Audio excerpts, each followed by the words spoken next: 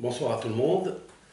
Nous avons promis que ce soir, avec l'aide de Hachem, et c'est bien tombé d'ailleurs, la veille ou la journée de la Hiloula de Baba Saleh, à Tzaddik, je voudrais me servir avec l'aide de Hachem sur une qualité qui était basée de la tzidkout, la grandeur, la piété de notre maître Rabbi Israël Abou Hassera, le petit-fils de Rabbi Yaakov Abou Hassera, Alav Hashalom. Il avait une qualité très importante, j'ai nommé la simha, la joie. Mais avant de parler du Rav, parce qu'il nous faut toujours parler d'un maître, ô combien grand, ô combien humble. Ça n'est pas les grandes personnalités qui font des grandes choses. Ce sont les personnes qui arrivent à faire des petites choses grandes. Le Rav, il était d'une simplicité tellement exemplaire, à l'image de Moshe Rabbeinu, en petit format bien sûr, en miniature, notre Seigneur, Moshe Rabbeinu, Alav Hashalom, qui a écrit la Torah, et qui a été qualifié par deux qualités principales, celle de la simha et celle de la hanava, de la modestie.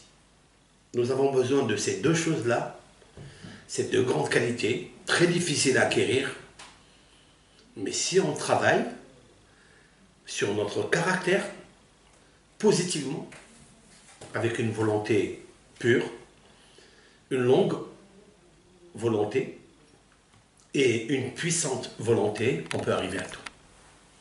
La simha et la hanava. Nous allons dire aussi que l'empêchement d'hier soir, qu'on n'a pas pu faire le shiur, car il nous faut être très messoudar, très régulier dans ce shiur du couple, qui est important.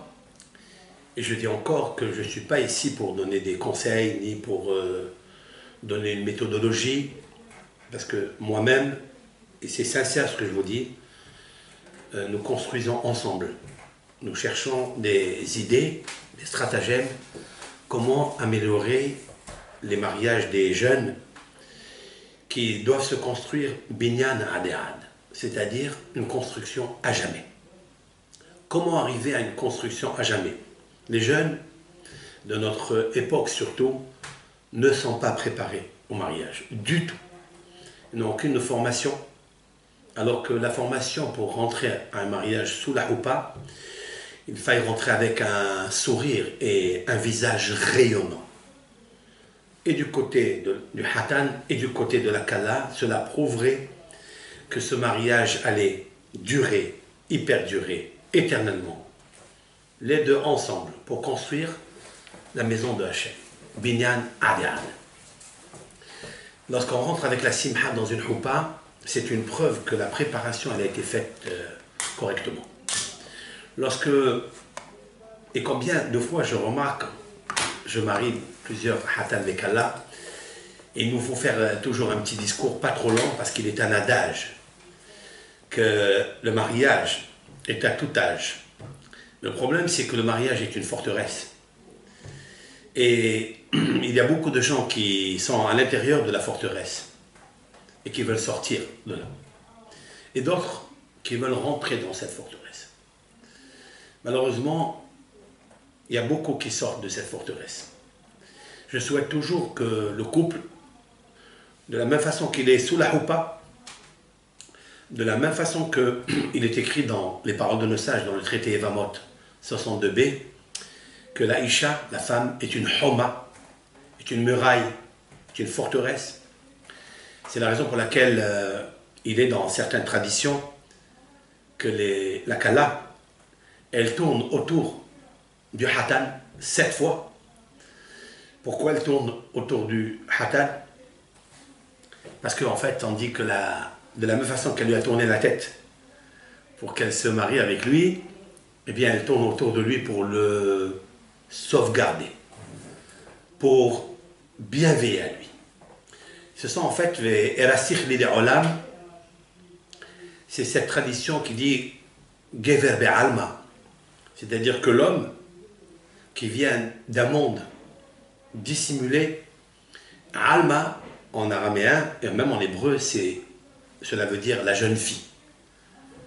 La jeune fille, lorsque, avant de recevoir la phrase magique qui compte 32 lettres, c'est-à-dire la valeur numérique lève le cœur, parce que le hatan va la marier, pas seulement en lui donnant la bague, mais pour lui donner l'airbag, l'aération, la puissance. Il va falloir lui dire et en fait, la femme, elle va tourner autour de lui 7 fois pour dire que je suis ta protection. Lorsqu'un homme rentre avec simha, on le voit sur son visage. Et ce visage rayonnera à jamais, bien que dans les années de construction du couple, parce qu'ils sont différents, et c'est tant mieux. L'Éternel a fait en sorte ils sont différents. Mais il faut savoir qu'il faut accepter, c'est une des conditions d'ailleurs, Kabbalat Hashinui, Kabbalat Hashoni. J'explique, l'acceptation de la différence, de la nuance, même si elle est profonde. Lorsqu'elle est accompagnée, cette acceptation de l'homme, qui lui va faire rentrer cette femme chez lui, lorsqu'il accepte, en ajoutant l'association de la qualité de la simha prépondérante, pas seulement pendant le couple, pendant la choupa, mais bien avant, c'est celle qui pousse l'homme et la femme à se marier. C'est cet engagement qui est pétri et imbibé de simha, de joie. La simha, c'est il me semble, et le Gaon de Vilna l'a précité dans ses livres sur le Even Shelomo, sur les proverbes du roi Salomon, la simha hi even ha-pinna lechol yesod ha-adam. Je traduis, la joie est la pierre de fondation pour la construction de l'homme. Quand je parle de l'homme individuel, et l'homme avec un H majuscule, c'est-à-dire avec la femme, qui s'assemblent, se ressemblent. Et lorsqu'il vient avec une simha dans la choupa, c'est une preuve que les préparations étaient bien préparées, bien conditionnées, et c'est pas une chose facile à faire. C'est la raison pour laquelle il faille assister à des shiurim, mais exclusivement réservés pour les jeunes mariés. Le garçon d'un côté, la fille d'un côté avec une rabbinite, le garçon avec un rave qui va le suivre une fois par semaine au moins, un cours de 1 heure, 1 heure et demie pour le préparer, peut-être pas une semaine avant le mariage, ça ne sert pas beaucoup. Il faille le préparer peut-être 3 mois et encore avant le mariage. Il faut un cycle de présomption, de hazaka, comme dans certaines lois de la Bible, du Shulchan Aruch, il faille passer 3 mois pour acquérir une notion qui est imbibée dans le teva, c'est-à-dire dans la nature de l'être humain, qui des fois n'accepte pas certaines choses, et il ne sait pas ce qui l'attend après.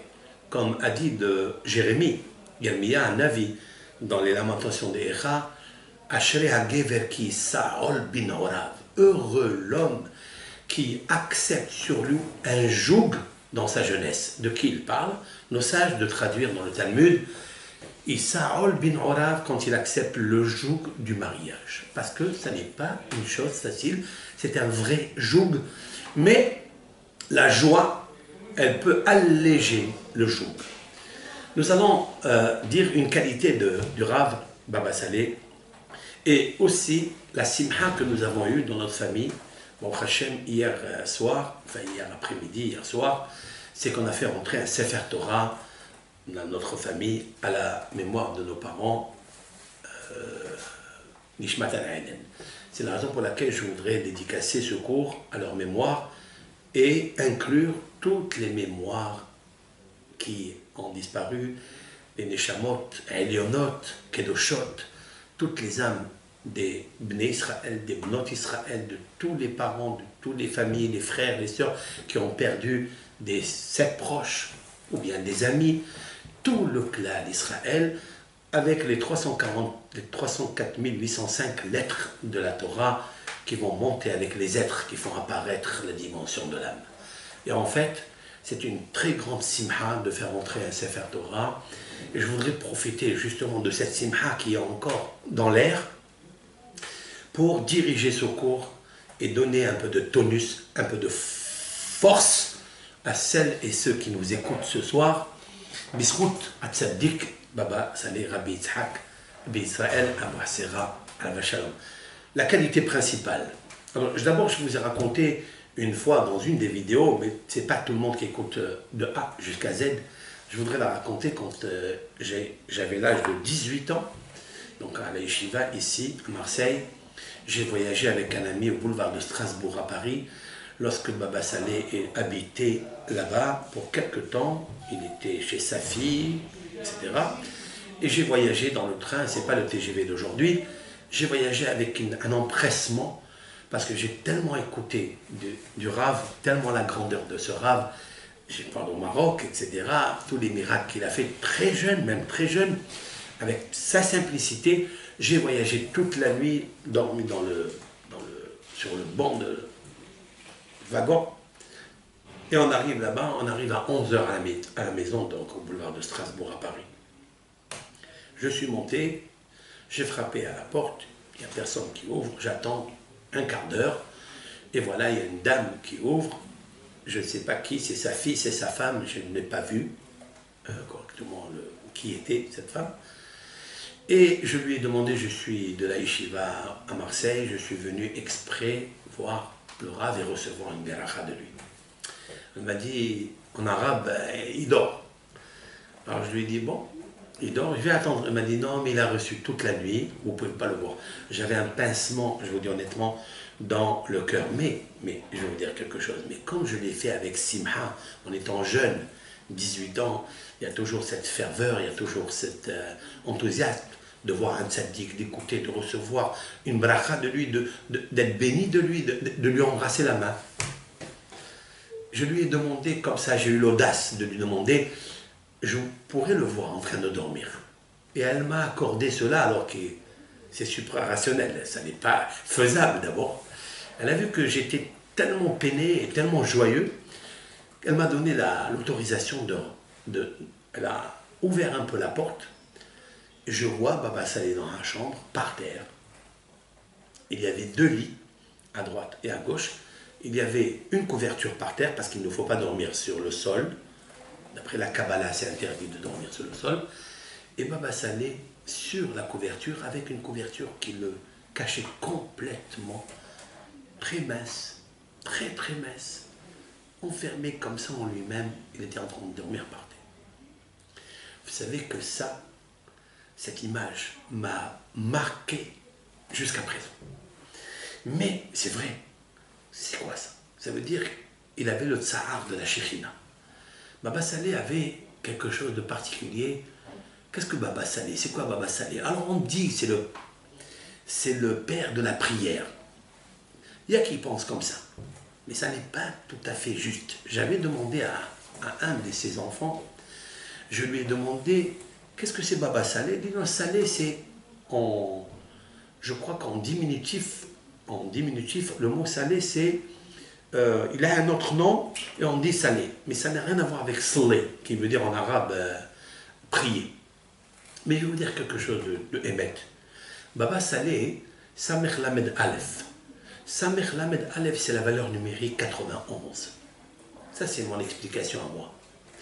C'est le père qui a maîtrisé la connaissance de 91. Sa mère, c'est 60. Lamed, c'est 30. Et Aleph, c'est 1. Donc 91. Qu'est-ce que 91? 91 est le nom de l'Éternel. Yud, Ke, Vav, Ke, c'est-à-dire le tétragramme qui donne le chiffre 26, et Aleph, Dalet, Nun, Yud, Adonai, qui donne le chiffre 65. 65 combinés, fusionnés, amoureux de Yud, Ke, Vav, Ke, qui veut dire l'amour. Cette combinaison donne une recette de la simha. de la joie. Baba Saleh avait devant ses yeux ces deux noms. Vous savez que c'est un nom qui est un des prénoms divins de Akadosh Baruch. Il en a 72, et un c'est Samer Aleph Lamed. Samer Aleph Lamed, l'anagramme du mot Salé. Pour moi, c'est ça, Baba Saleh. Kabbalistiquement, il avait cette force de la Emouna. D'ailleurs, le mot Amen, qui veut dire la Emouna, ça veut dire la croyance en Hachem. Quand vous entendez une bénédiction, vous répondez Amen. Le Amen consiste à deux choses. Soit ça va se réaliser, ça se réalisera, ou Amen, c'est vrai. L'Éternel a créé tout avec sa parole. C'est vrai, Amen, c'est vrai. Cette Emouna, la valeur numérique de Amen, c'est 91, parce qu'elle est reliée avec Yud Ke, Vav Ke, et Samer He, c'est-à-dire 65, et Yud Ke, Vav Ke. Aleph, Dalet, Nun, Yud. Voilà, qu'est-ce que c'est qu'un juif? Quand un juif, il fait une bénédiction, Hakadosh Baruch Hu a demandé aux Hachamim d'instaurer les bénédictions. Pourquoi? Pour qu'on soit tous et toutes en contact direct avec Hakadosh Baruch Hu. Tu veux prendre une pomme, tu veux manger une pomme, Baruch Ata Amonai. Comment ça s'écrit Amonai? Yud Ke Vav Ke. Comment ça se lit? Aleph Dalet Nun Yud. Vous êtes en contact permanent avec ce nom Kadosh. Baba Saleh, Alva Shalom, était attaché à ça.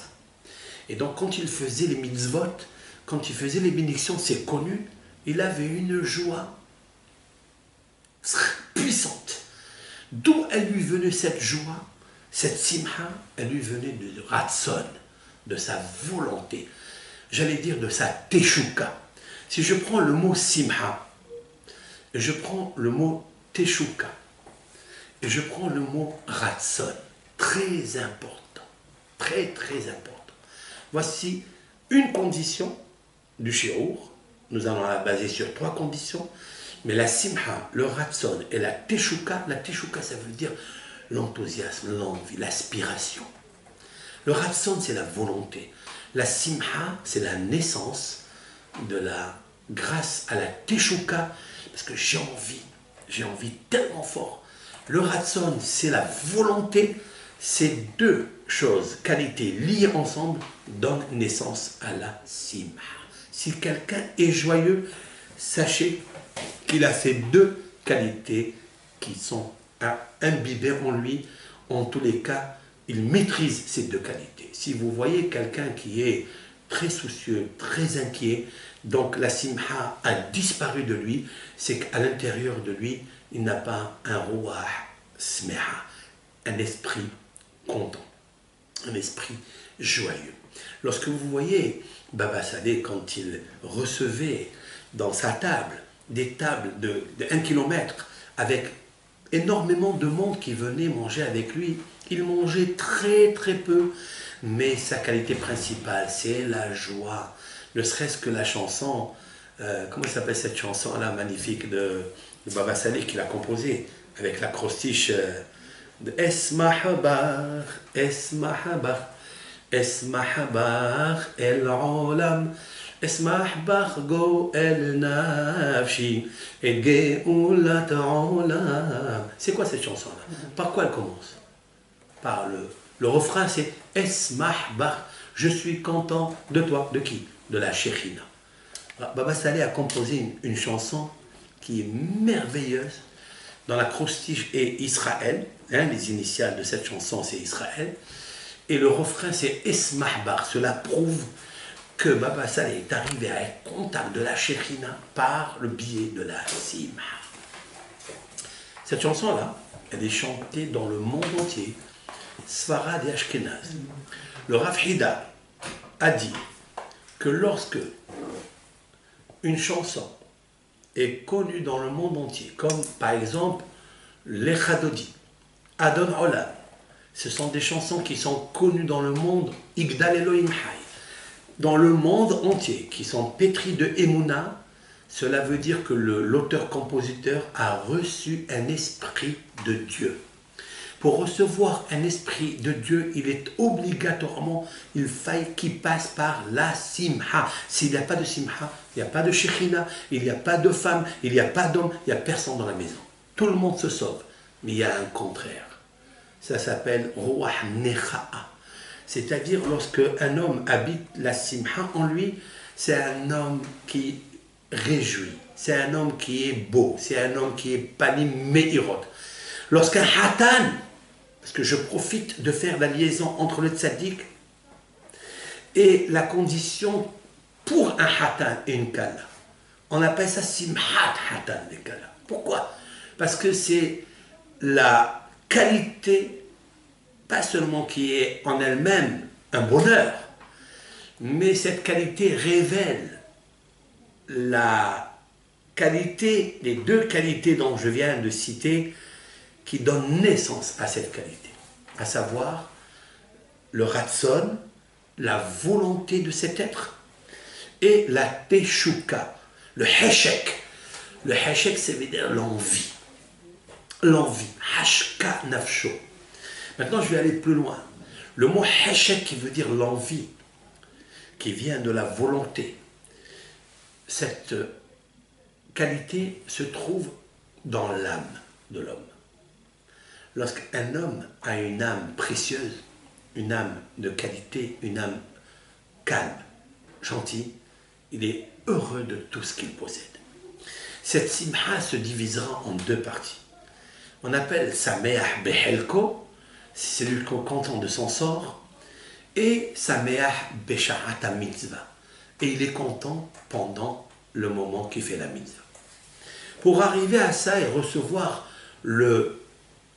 j'allais dire, l'aide du ciel, parce que, explique le Gaon de Vilna, de mémoire bénie, qu'un homme, lorsqu'il a la volonté, n'importe quelle volonté, dans le bon côté ou le mauvais côté, dit le Gaon de Vilna, il crée à l'intérieur du ciel un canal, un ratson, un ruah tahara, ou bien un ruah tum'a. Si un homme a envie de faire une mitzvah, il a le heshek de faire une mitzvah, et des fois, dans son physique, dans ses moyens, dans les possibilités financières, il ne peut pas le faire. Mais, dans son ratson penimi, dans son fort intérieur, il a la tchouka, il a le heshek, l'amour pour faire la chose, dit le Gaon de Vilna, là-haut, il a créé, écoutez bien, il a créé un ange, un malach nécessaire qui s'appelle Ruah, un esprit fort pour descendre, l'aider pour faire cette mitzvah. Il ne bougera pas, il ne finira pas jusqu'à ce qu'il obtienne ce qu'il désire.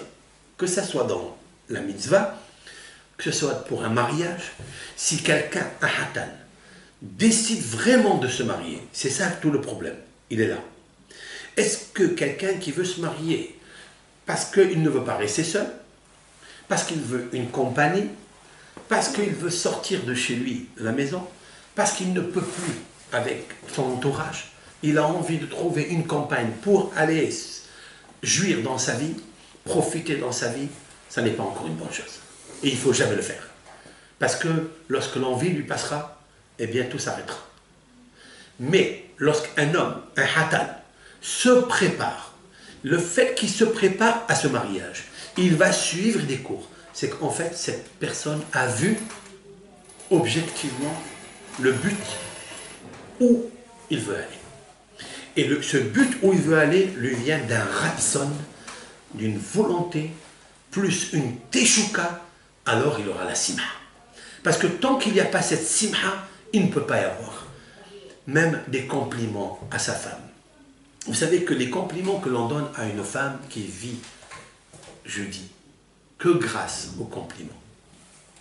Que grâce aux compliments. Parce que les compliments, c'est comme de l'eau qui font pousser la rose de Bakara, de Beracha.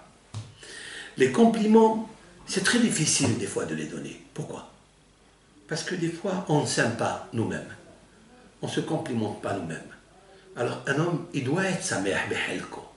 Un homme, il doit être content de son sort. C'est la première partie qui est intrinsèquement liée avec la simha dans Avodat Hashem. Un homme, il doit se marier. Mais pourquoi il doit se marier? Parce que l'Éternel lui a demandé de se marier. Il doit le faire. C'est un grand bénéfice pour lui. C'est une grande beracha pour lui. C'est un grand shalom pour lui. C'est une grande parnassa pour lui. C'est un grand bonheur pour lui. Il doit se marier. Mais s'il n'a pas envie de se marier, s'il n'a pas l'ambition de se marier, comment vous voulez qu'il ait la simha dans son cœur? Comment vous voulez que de son cœur, qui est pétri d'une angoisse, d'une inquiétude, d'un stress, d'une dépression des fois, comment vous voulez qu'il sorte de sa bouche, qui est la plume du cœur, un compliment ou même un réconfort ou bien un amour pour celui qui l'accompagne? C'est impossible. Donc ça vient d'abord par la simha, elle vient par la tchouka, par l'ambition de la chose. Quand je me suis construit, j'ai envie, alors sachez qu'il va courir avec empressement pour le faire.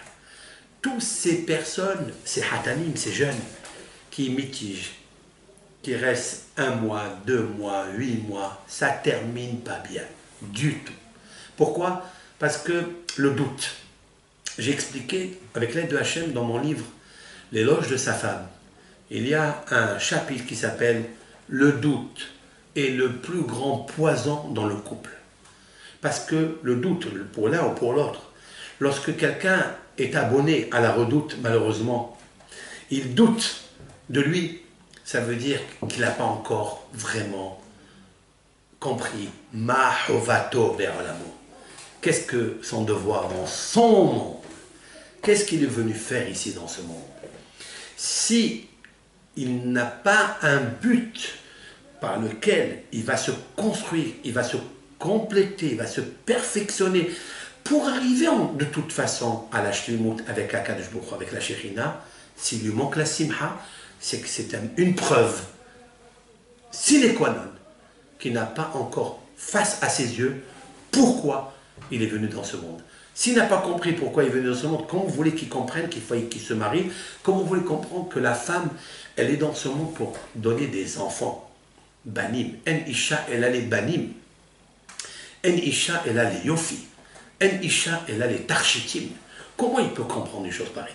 Je vais vous dire quelque chose avec l'aide de Hachem, parce que j'avais une grosse question. Très grosse question. Donc je reviens à la petite anecdote avec Baba Saleh. Quand j'ai vu Baba Saleh par terre, je me suis imaginé, autant que jeune, 18 ans, je me suis dit, mais où est la simha dans ce domaine-là? Quand vous êtes par terre, vous pleurez pour la Shekhinah, vous dormez par terre, forcément, vous êtes angoissé. Parce que dormir dans un beau lit, un beau matelas, un bon matelas, on est soi-même, on est tranquille, on est à l'aise, on est joyeux, on dort bien. Comment Baba Saleh, en dormant par terre, c'est pas une nuit, c'est toutes les nuits, avec des ta'aniyot, en recevant presque toute la journée des personnes qui vont lui raconter leur misère, leur tsarot, et Baba Saleh est là pour cela. Parce que quand Baba Saleh reçoit une personne qui a mal, c'est pas la personne qui est là, c'est la Shekhinah qui habite cette âme juive, garçon, fille, qui habite cette personne, ce couple qui est en difficulté, ce couple qui n'a pas, cette femme qui n'arrive pas à avoir des enfants, cet enfant qui est malade, cet enfant qui n'a pas de parnassa, etc., etc. Qu'est-ce qu'il voit, Baba Saleh? Il voit des larmes. Vous croyez qu'il était tranquille? Vous croyez qu'il ne recevait pas? Comme le côté la Maharavi. Baba Saleh, c'était comme le mur des lamentations. Tout celui qui avait un souci, il venait le déverser avec des larmes sur son cœur. Alors recevoir tout cela en grande pompe, comment il va être joyeux? Dormir par terre, comment on peut être joyeux? La réponse est la joie. On ne sait pas ce que c'est la joie. On ne connaît pas la joie. Ça n'est pas la joie du corps. C'est la joie de la Neshama qui est liée avec Saleh, Samech Lamed Aleph, c'est-à-dire le chiffre 91, Yud Kevavke, Aleph Dalet Nun Yud. C'est ça la vraie joie. Quelqu'un qui a le Ratson, des fois on a la bonne volonté, des fois on a la tchouka, l'ambition, l'envie, cette joie qui est dans le cœur. Mais momentanée, elle s'arrête. Regardez, on se marie. Première semaine du mariage, on est tous contents, la festivité, les cadeaux, la joie, le hatan avec la kala qui vient de voir un autre univers. Parce qu'il faut savoir que ce sont 3 univers quand on se marie avec une femme. Vous le savez ça. Quand on se marie avec une femme, il y a 3 univers. Je voulais dire ce que j'ai marqué dans l'éloge de ma femme avec mes mots à moi. C'est l'univers parce que pour être dans un monde vert, il faut être uni. Uni, vert. Mais il y a 3 univers chez la femme. Il faut qu'il sache, l'homme, il faut qu'il le sache ça. Tous les hatanim qui nous écoutent, ceux qui se préparent au mariage, et même ceux qui sont déjà mariés, peut-être 20 ans de mariage. On a la femme, celle qui est disposée. Donc alors il est heureux, il est content, etc. C'est sa shlemout. Il a un moment de compassion, il a un moment magnifique à lui. Ça c'est un monde, un univers. Il y a un deuxième qui est lorsqu'elle est indisposée. Alors là, c'est un monde changeant. C'est la femme qui est nida, c'est la femme qui est retirée. En fait, il retourne comme au début de la création, avant ce qu'on appelle la Nessira. La Nessira, ça veut dire quand l'Éternel a créé l'homme et la femme, il les a créés si à moi, et après il l'a coupé comme avec une scie. Nessira, c'est-à-dire qu'il les a taillés. Cette Nessira-là, dans le système kabbalistique du Harizal, il en a parlé énormément. De la même façon qu'il existe la Nessira, c'est-à-dire, Nessira, ça veut dire, c'est comme un menuisier qui prend donc la scie et qui coupe du bois. L'Éternel, il a coupé la femme de la partie de l'homme. Dans cette Nessira, il y a des résidus qui tombent. Il existe dans le corps, il existe dans la Neshama aussi. Le sod de la Nessira en hébreu. Lorsqu'un homme, sa femme est indisposée, donc il devient comme auparavant, comme ça. Ça veut dire, il se tourne le dos. Vous savez que l'Éternel n'aime pas les tourne-dos. Et ça, c'est encore un univers. Combien il doit travailler, pas pendant le mariage, avant le mariage. Le Rav doit le préparer à cet univers. Comment il doit se comporter? Parce que la femme, dans cette période, n'a pas de compliments. Et c'est là où il faille la rehausser. Il ne faut pas laisser le pot de rose sécher. Il faut l'enrichir avec des compliments. Mais là, encore, il y a des recettes. Il y a beaucoup de recettes. La feuille de route, quel compliment lui dire? Ça n'est pas tout ce que les psychologues ils nous disent, c'est ça qui est vrai. Non, c'est ce que les hachamim vont nous dire. Et pour cela, avec l'aide de Hachem, comme nous l'avons promis, on fera des shiurim. C'est quoi cette période? Qu'est-ce qu'il faut dire? Qu'est-ce qu'il ne faut pas dire? Très important. Ça, c'est donc le deuxième univers. Donc, quand elle est disposée, c'est bien, la joie. Quand elle est indisposée, il y a certains froids qui se déversent dans la maison. C'est pas la même chose, on se voit pas, on se rencontre pas la même chose. Les visages ne rayonnent pas de la même façon. Il y a moins de simha. Là, il faut faire très attention. Après, vous avez le monde, l'univers quand elle est préposée.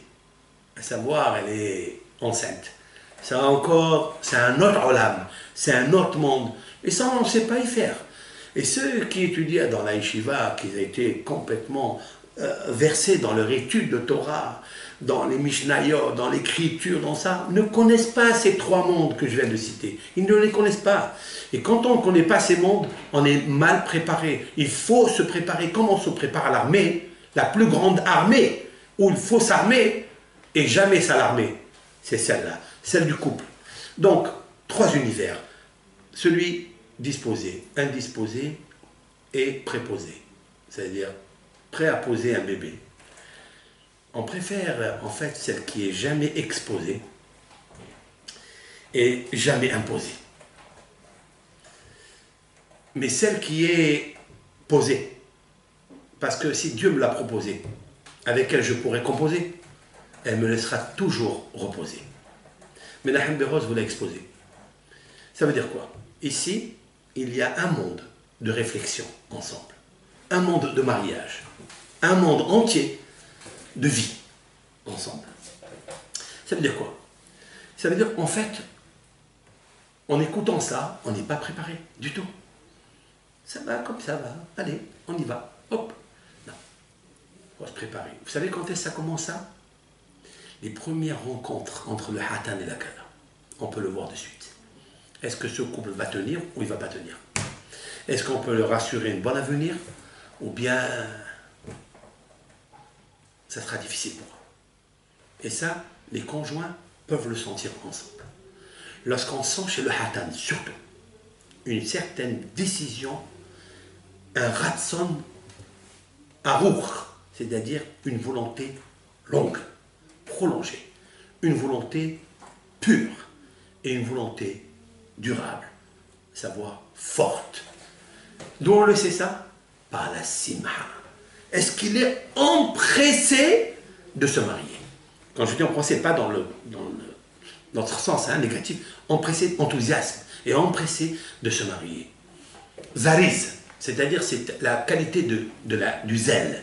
Est-ce qu'il est zélateur qui attend l'heure du bonheur à la bonne heure pour se marier?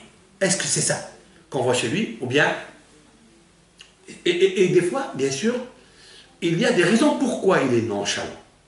Ça peut provenir de l'un ou de l'autre. Est-ce qu'il n'a pas encore trouvé même ne serait-ce qu'un point commun qui va l'aider à pousser lui aussi? Vous savez, je vais vous dire quelque chose. Lorsqu'on rencontre pour la première fois sa fiancée, celle qui va devenir sa femme, alors il y a deux choses l'une. Ou bien on parle beaucoup et on favorise la plaisanterie, pas la rigolade ou bien la moquerie, ni la hatzvout, ni la tristesse. Quand on se rencontre, il y a comme ça une joie dans l'air.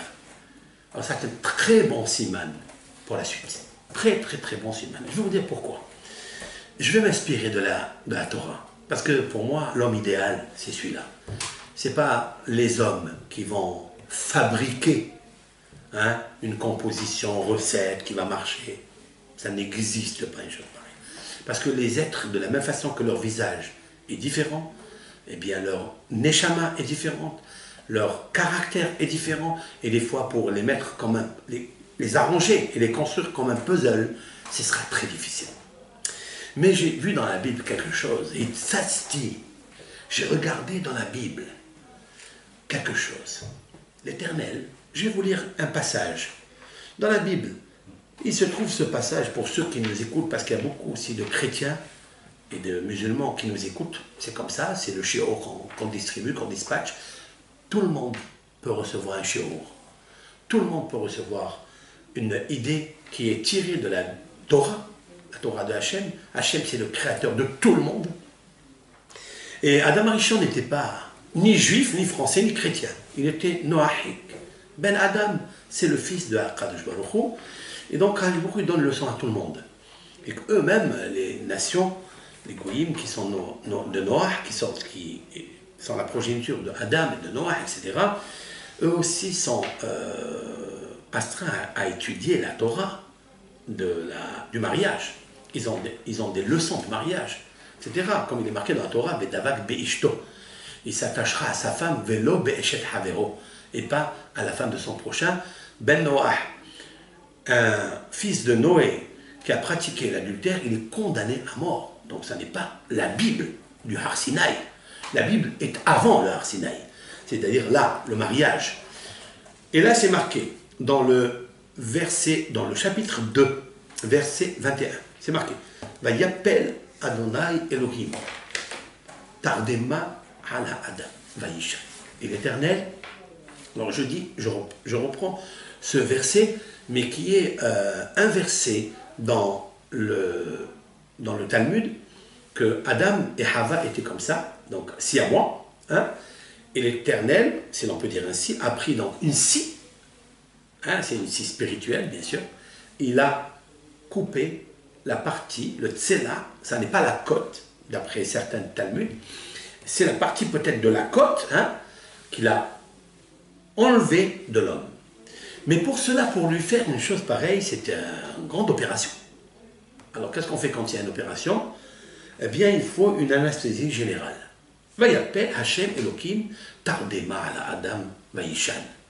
L'Éternel donc a fait tomber un sommeil profond sur l'homme et il dort. Il dormit. Vaïkah ahat mitzalaotav, et donc il prit une de ces parties de l'homme. Vaïsgor basar tahtena, il fabriqua donc une chair qui est Hava. Vaïven Hachem Elohim et Tatsela, l'Éternel construisit donc cette chair, Asher lakah mina Adam Leisha, qu'il a pris de l'homme, Vaïveha el Adam, et il l'a amené à l'homme. Sur ces deux versets-là, nos sages révèlent des miracles, des sodotes peu connus, très peu connus. Tout d'abord, pourquoi l'Éternel a fait endormir, anesthésie, l'homme? Pourquoi? Là, une des réponses que nos sages vont dire quelque chose d'extraordinaire, pour ne pas lui créer à l'homme s'il était réveillé, ne pas lui créer la hatzvout, la tristesse, autrement dit le dégoût. Parce que s'il avait vu par ses propres yeux la femme déchiquetée de lui comme elle était, il n'aurait pas aimé cette femme. Il n'aurait pas envie d'elle. Qu'est-ce que fait Akadosh Baruch Hu? Il l'a fait dormir convenablement pour construire la femme. Il la sort d'abord comme elle est, à l'état brut, et puis il la construit. Et là, c'est marqué Vaïveha el Adam, et il l'a amené vers l'homme. C'est la première fois qu'un homme, on lui amène une femme. Alors que d'habitude, c'est l'homme qui doit aller chercher sa femme. Mais comme cette femme, elle est extraite de lui, c'est Akadosh Baruch Hu qui lui amène. C'est une base fondamentale pour nous, pour les hatanim qui vont se marier. C'est que lorsque la kala, la fille que tu vas épouser, elle est mina shamaim, elle est vraiment de ton tsela, elle est une partie de toi que Hachem a extrait de toi, sache qu'elle viendra mina shamaim à côté de toi. Tu n'as pas besoin d'aller la chercher. Mais il y a quelque chose de plus grand encore. Vaïveha el Adam, il l'a amené à l'homme. Nos sages, de mémoire bénie. Et c'est là où Herbert Pagani a eu raison de dire que la Bible est le livre le plus vendu et le plus mal lu. Un pasteur ou un imam qui va lire cette Bible traduite en français, traduire c'est trahir, ou en arabe ou en espagnol, mais en hébreu, ça veut tout dire, le Lashon HaKodesh. Normalement, si j'ouvre le Sefer Torah et je vois un mot comme Vaïveha et il l'a amené, il y a une faute d'orthographe dans notre Sefer Torah. Le Sefer Torah qu'a écrit Moshe Rabbeinu à l'âge de 120 ans, où l'on dit qu'il était dans toute sa lucidité, dans toute sa mémoire, il n'y a pas d'Alzheimer chez Moshe Rabbeinu, toute sa force. Il avait tout son souvenir qui n'existe pas chez des gens qui ont atteint 90 ans, 95 ans, 80, 100 années. Les gens commencent à oublier. Moshe Rabbeinu s'est rappelé de tous les détails, comment on écrit un Sefer Torah. Il a ôté des fois une lettre de tel mot, il a rempli avec une autre lettre. Ici, Vaïveha, il nous prive d'une lettre qui est la lettre Yud. Il est marqué Vaïveha. Il manque un Yud dans le Sefer Torah. Et pourtant, il est caché. Si moi, écrivain, j'écris Vaïveha aujourd'hui dans un livre, je dois l'écrire Vav, Yud, Bet, Yud, Alev, He. Avec un Yud. Mais Moshe Rabbeinu n'a pas fait ainsi. Pourquoi? Pourquoi il a ôté exprès une lettre par la dictée de Dieu? Pourquoi? Nos sages révèlent. Il a amené à l'homme parce qu'il l'a endormi. Vous savez que l'homme, s'il avait vu la femme dans l'état où elle était, dans son opération, après l'opération, il n'aurait jamais voulu se marier. Jamais. C'est pour ça qu'il l'a endormi.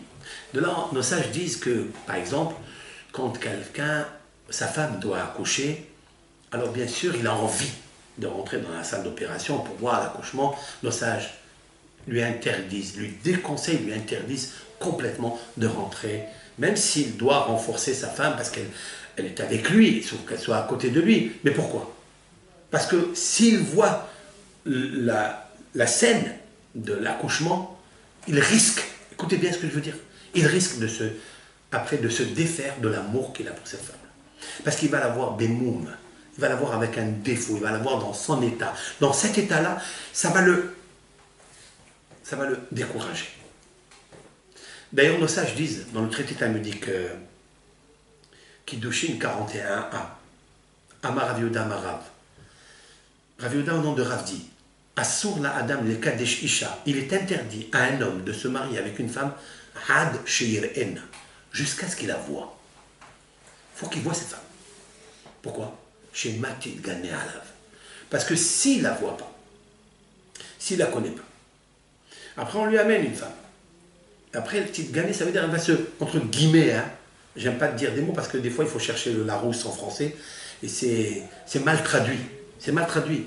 Et je m'empêche toujours, je fais très attention à ne pas créer une incompréhension des fois pour celles et ceux qui nous écoutent, surtout quand il s'agit de la femme qui est Kula Regesh, tout, on appelle ça, Regesh sentimental, sensibilisation très aiguë de la femme, mais c'est ça, elle est entière comme ça. Hein? C'est Akadosh Baruch Hu qui a fait cette nature. Mais le Regesh est une très grande qualité chez la femme, très grande qualité. Par ça, elle peut déceler beaucoup de choses. Nos sages disent qu'une femme peut déceler est-ce que telle personne est un bon invité ou il est mauvais invité. Il y a des invités que la femme dit non, moi je ne le veux pas, je ne veux pas le recevoir celui-là. Et elle a raison, fais-lui confiance. Toi tu vois rien, elle voit les détails, au plus moindre détail. Elle voit tout. Par la sensibilisation du Regesh, très développée chez la femme, qui lui vient de la Bina, c'est-à-dire qui lui vient de la justice. Parce qu'il y a les facultés de la Bina, comme c'est marqué Vaïven.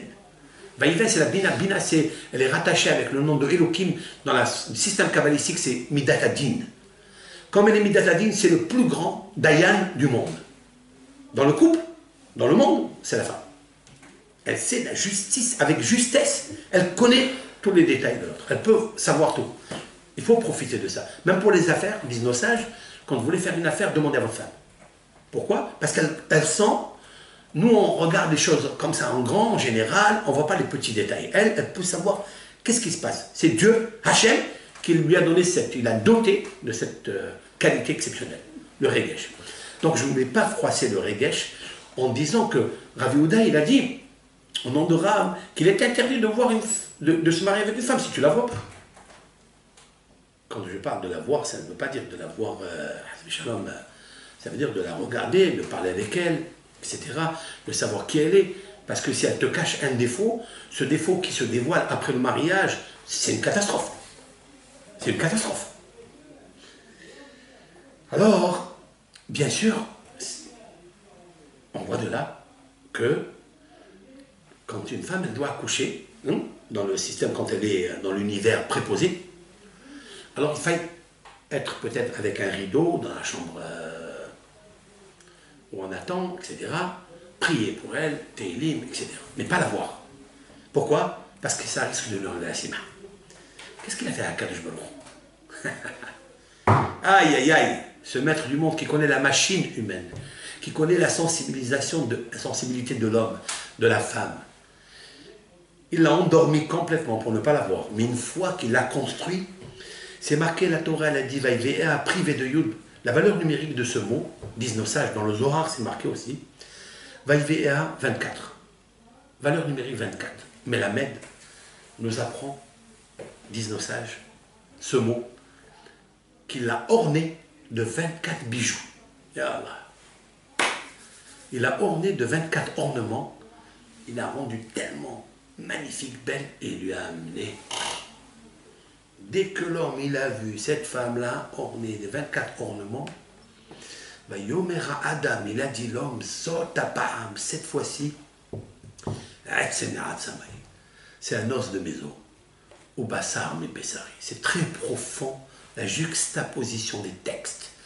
Adam Arishon, il a vu que sa femme, elle était magnifiquement bien parée, des parures de diamants, de cadeaux. Pourquoi il avait besoin de cela pour prôner, pour crier très fort? Et la Torah, elle va le marquer pour l'éternité. Dans le verset 23, Vayomera Adam Zotapam, celle-là, c'est ma femme, à jamais. C'est l'os de mes os. Ça veut dire, c'est l'intériorité de mon intériorité. Mais qu'est-ce qu'il a eu? Là, il est devenu fou. Qu'est-ce qui se passe? Il vient de se réveiller, on vient de lui prendre une partie de lui, on a créé sans sa permission. Sans sa permission, l'Éternel n'a pas demandé la permission. Il l'a anesthésié, et puis il lui sort une femme extraordinaire. Mais, en attendant, il ne lui a pas montré cette femme. Il lui a montré que après. Pourquoi?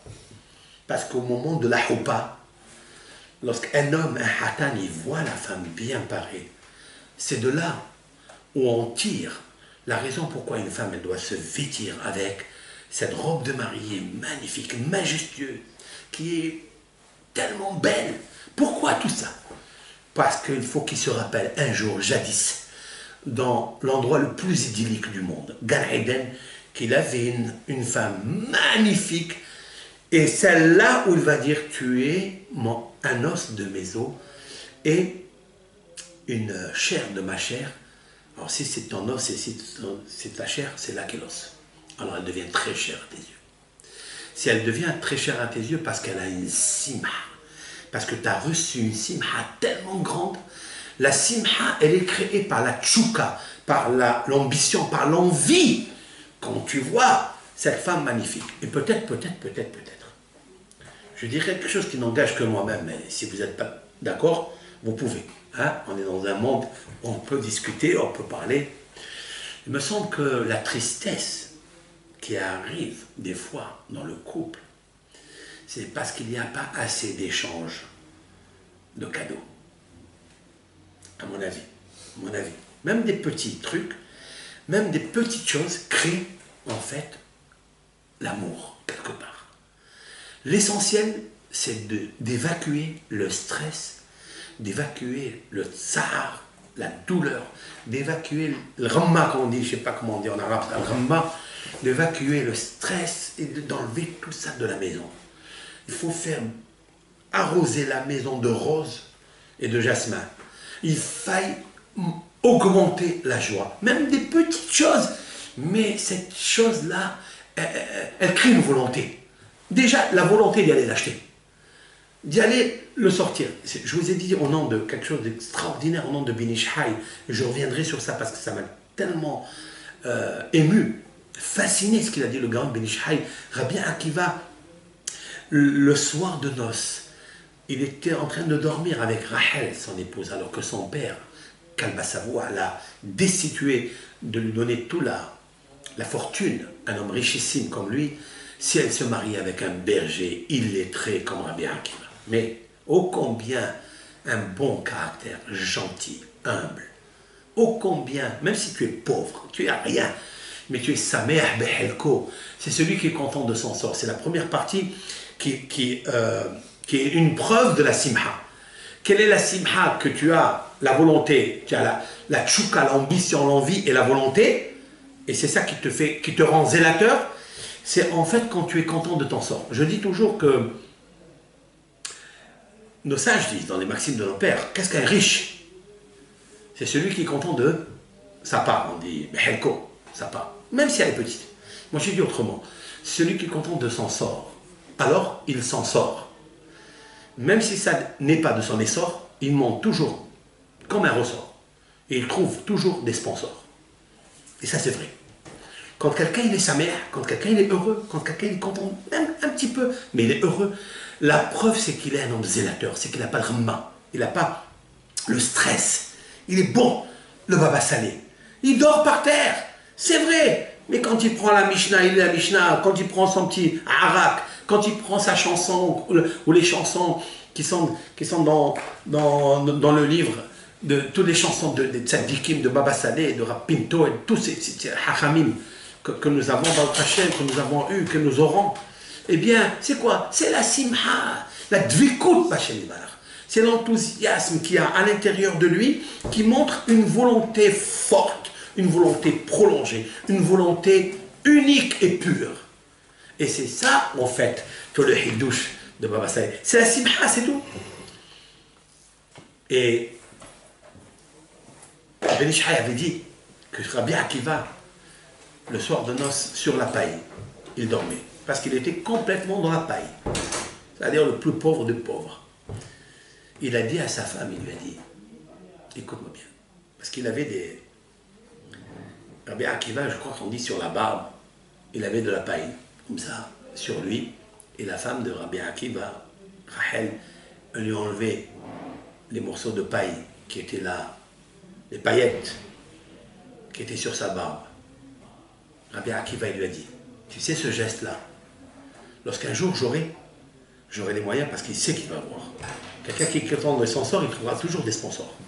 Il s'est enrichi 6 fois, comme l'indique et le déclare le Talmud de Nedarim, page 52b, que Rabbi Akiva s'est enrichi 6 fois, par la femme de Rabbi Kalva Savoua, par le beau-père, par la femme de Tournopus, le Romain. Il s'est enrichi 6 fois. Mais comment il est arrivé à trouver des sponsors comme ça, content de son sort? Tout ce qui m'arrive, c'est le bon Dieu. Ça veut dire quoi? J'ai la volonté, je sais que c'est un bon. C'est personne d'autre. Il a dit Rabbi Akiva, merci de m'enlever la paillette de ma barbe. Le jour où j'aurai, si Dieu veut, je poserai une couronne de Jérusalem en or sur ta tête. Je poserai. Il n'a pas dit je t'achèterai et je te poserai sur la table et tu n'as qu'à la prendre. Non, moi, je poserai sur toi. Pourquoi? Parce que quand la simha, elle est née, elle est sécrétée de la volonté et de l'amour, de l'envie, sache que ce hatan, il ira très très loin, jusqu'à porter à sa reine une couronne en or de Jérusalem. Ça c'est vrai. C'est un sujet à développer, il y a beaucoup à développer. Et bien, ça t'achète petit à petit. L'oiseau fait son nid. Il rassonne que Srota Tzadik, Baba Saleh, et tous les tzadikim du monde puissent déverser sur nous une grande beracha et surtout une grande simha. Favoriser la simha à plein tube. Chaque fois, enlever le stress, il faut jeter le stress. Sa mère, chanter, faire des petits cadeaux, même des petits cadeaux pour créer, pour réveiller un petit peu le lève, petit hat à lèvres. Il faut ouvrir les canaux du cœur qui sont des fois endormis, des fois qui somnolent, qui hibernent comme des ours pendant 6 mois. Après on se réveille. Hein? Non, c'est tous les jours. Et demander à Hachem Barach de nous aider à le servir. Qu'est-ce que c'est? Ce verset que David Ameler, il a dit à Kadjoubourou, servez l'Éternel avec joie, et après, quelle est la résultante quand vous servez l'Éternel avec joie? C'est quoi? Bo'ou lefana bernana. Venez devant lui avec un cadeau, avec une chanson. La preuve, quand vous faites des cadeaux, c'est la preuve, c'est la résultante de la simha, avec la avdout, avec la joie, la servitude pour un Kadosh Baruch Hu. Il faut la prendre celle-là et l'appliquer dans le couple, Be'ezat Hashem, et un Kadosh Baruch Hu dans la bracha, la grande bracha, mais Makor Elyon, d'en haut, tout à fait en haut. Hashem Barach, il nous aide, et qui nous aide bien comme il faut, si on prépare le Keli, le Ratson de recevoir, la Teshuka, la Hefza, c'est-à-dire l'envie de recevoir pour avoir la Simha dans le bonheur, qui est la Shechina qui réside dans notre couple, dans tous les couples du Ham Israël. Amen.